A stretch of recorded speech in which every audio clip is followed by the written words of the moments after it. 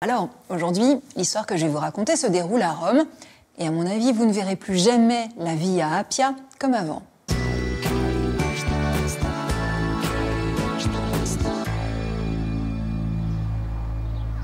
Tous les chemins mènent à Rome, un pourtant est connu pour en partir.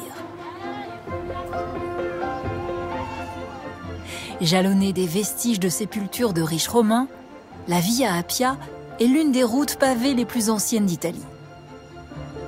Aménagée dès 312 avant Jésus-Christ, sous la République romaine, cette voie a permis pendant des siècles aux troupes romaines de rejoindre plus rapidement le sud de la péninsule afin d'assurer leur domination. Si de nos jours promeneurs et cyclistes y sont légion, au temps de la République, la Via Appia a été le théâtre d'une des punitions les plus cruelles de l'armée romaine sur ses propres troupes.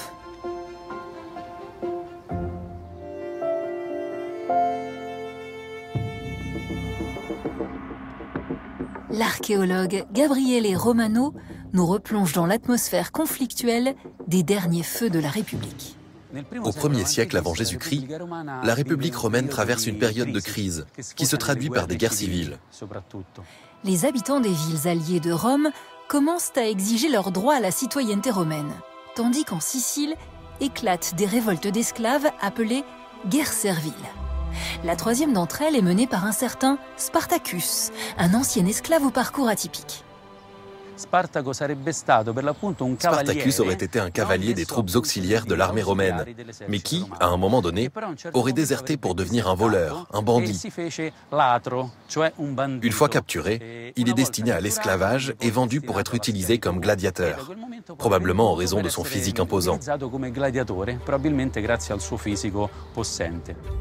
Frôler la mort pour divertir les citoyens le pousse à se révolter et à fuir avec ses compagnons d'infortune. Réfugiés sur le Vésuve, ils sont peu à peu rejoints par d'autres rebelles. Triomphant des différents bataillons que Rome dépêche contre lui, il devient un homme puissant qui galvanise les foules. Ce n'est qu'après ces défaites que Rome commence à s'inquiéter et envoie 2 consuls l'affronter en 72 avant Jésus-Christ.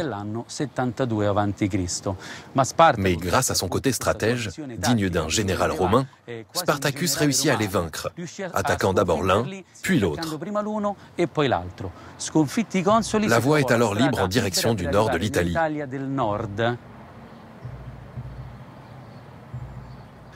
À partir de ce moment-là, il ne reste pratiquement plus personne en Italie qui soit en mesure de s'opposer à lui. C'est alors que Rome, très inquiète, fait appel à un autre personnage, Marcus Licinius Crassus. Cet homme est l'un des plus riches hommes politiques de la Rome antique. Crassus décide de payer de sa poche les 6 légions que le Sénat lui ordonne de recruter pour le combat. Cela représente environ 40 à 45 000 soldats, plus la cavalerie et les auxiliaires. C'était la première fois que Rome mettait sur pied une armée digne de ce nom pour affronter les rebelles de Spartacus, qui devaient compter à l'époque environ 70 000 soldats. Le commandant de légion, Mummius, envoyé par Crassus pour espionner l'armée d'esclaves révoltés, désobéit aux ordres en donnant l'assaut.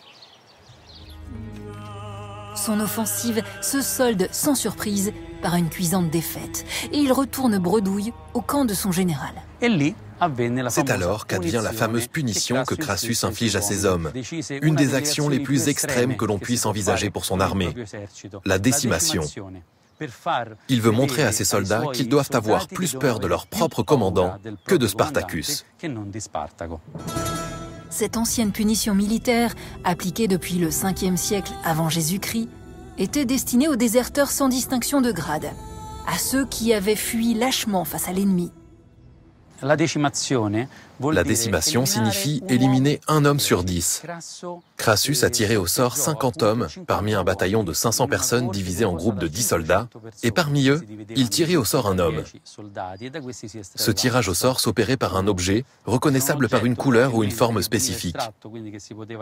Et celui qui prenait cet objet particulier, qui pouvait être une bille, une balle ou n'importe quoi d'autre, était condamné à cette flagellation à mort.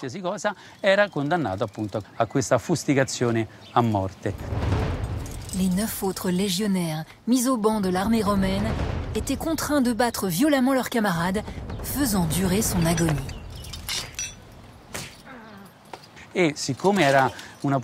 Comme c'était une punition qui portait ses fruits, les soldats avaient beaucoup plus peur de leurs propres généraux, qui pouvaient les tuer par tirage au sort, que de l'ennemi. Et c'est pourquoi ils affrontaient l'ennemi avec d'autant plus d'ardeur. C'était un signal fort, mais c'était surtout un moyen de perdre moins d'hommes par rapport à une décimation plus globale. Cette punition cruelle, ordonnée par Crassus, n'en est pas moins efficace. Dès l'application de la décimation, l'armée remporte sa première victoire contre les rebelles, en battant un contingent de 10 000 esclaves rebelles, inversant ainsi le cours de la guerre contre Spartacus. En 71 avant Jésus-Christ, Crassus écrase définitivement les forces de Spartacus.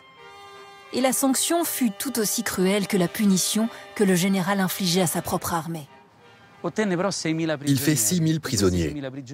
De ces 6 000 captifs, tous furent crucifiés le long de la route de Rome à Capoue, donc très probablement sur cette voie appienne. Et c'est la fin que connurent ces insurgés, ces esclaves rebelles et gladiateurs menés par Spartacus.